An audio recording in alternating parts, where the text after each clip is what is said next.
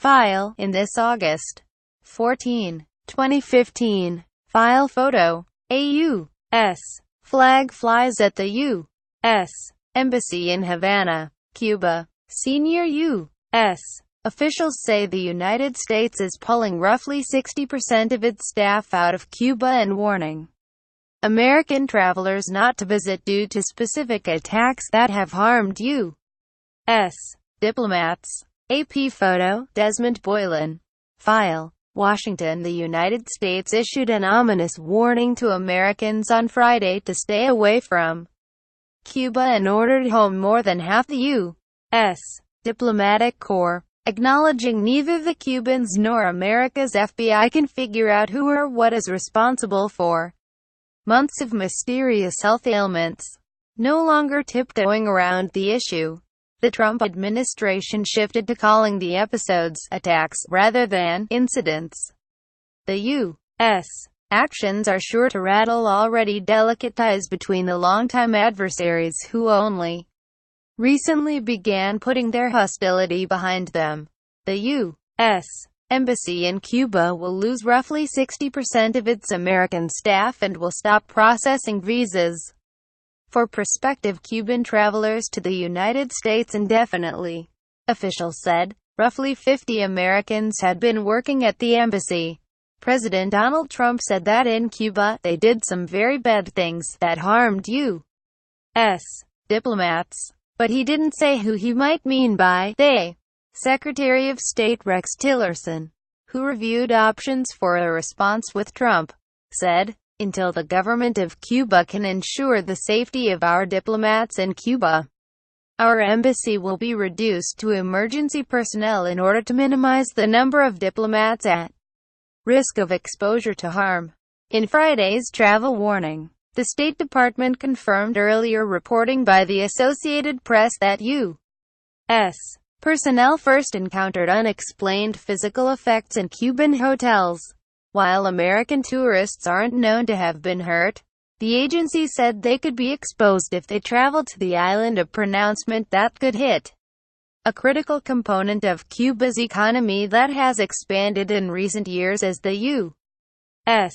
has relaxed restrictions. At least 21 diplomats and family members have been affected. The department said symptoms include hearing loss, dizziness, headache, fatigue, cognitive issues and difficulty sleeping. Until Friday, the U.S. had generally referred to incidents.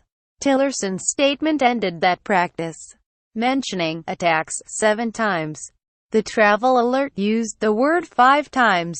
Still, the administration has pointedly not blamed Cuba for perpetrating the attacks, and officials have spent weeks weighing how to minimize the risk for Americans in Cuba without unnecessarily harming relations or falling into an adversary's trap. If the attacks have been committed by an outside power such as Russia or Venezuela to drive a wedge between the U.S.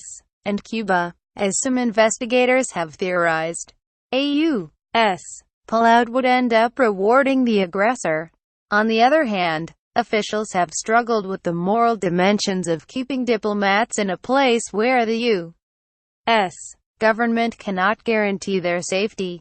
The administration considered expelling Cuban diplomats from the U.S., officials said, but for now no such action has been ordered. That incensed several lawmakers who had urged the administration to kick out all of Cuba's envoys. "It's an insult," said Florida Sen. Marco Rubio, a vocal critic of Cuba's government. In an interview, the Cuban regime succeeded in forcing Americans to downscale a number of personnel in Cuba. Yet it appears they're going to basically keep all the people they want in America to travel freely and spread misinformation. The U.S. travel warning said, "Because our personnel safety is at risk, and we are unable to identify the source of the attacks, we believe U.S. citizens may also be at risk and warn them not to travel to Cuba." The moves deliver a significant setback to the delicate reconciliation between the U.S. and Cuba. countries that endured a half-century estrangement despite only 90 miles of separation. In 2015, President Barack Obama and Cuban President Raúl Castro restored diplomatic ties. Embassies were reopened and travel and commerce restrictions were eased. Trump has reversed some changes but has broadly left the rapprochement in place. After considering options that ranged all the way to a full embassy shutdown, Tillerson made the decision to reduce all non-essential personnel and all family members. Also included in the recall is Scott Hamilton, currently the highest-ranked diplomat at the mission. Staffing at the embassy in Havana was already lower than usual due to recent hurricanes that whipped through Cuba. Cubans seeking visas to enter the U.S. may be able to apply through embassies in nearby countries. Officials said the U.S. will stop sending official delegations to Cuba, though diplomatic discussions will continue in Washington. The United States notified Cuba early Friday via its embassy in Washington. Cuba blasted the American move as hasty and lamented that it was being taken without conclusive investigation results. Still, Josefina Vidal, Cuba's top diplomat for U.S. affairs, said her government was willing to continue cooperation with Washington to fully clarify these incidents. Her government took the rare step of inviting the FBI to the island after being presented with the allegations earlier this year. To medical investigators' dismay, symptoms have varied widely. In addition to hearing loss and concussions, some people have experienced nausea, headaches and ear ringing. The Associated Press has reported some now suffer from problems with concentration and common word recall. Though officials initially suspected some futuristic, sonic attack, the picture is muddy. The FBI and other agencies that searched homes and hotels where incidents occurred found no devices, and clues about the circumstances of the incidents seem to make any explanation scientifically implausible. Some U.S. diplomats reported hearing loud noises or feeling vibrations when the incidents occurred, but others heard and felt nothing yet reported symptoms later.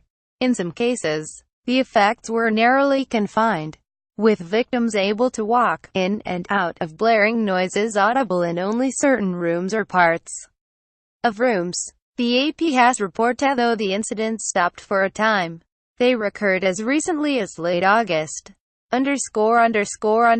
Michael Weisenstein in Havana and Bradley Clapper in Washington contributed.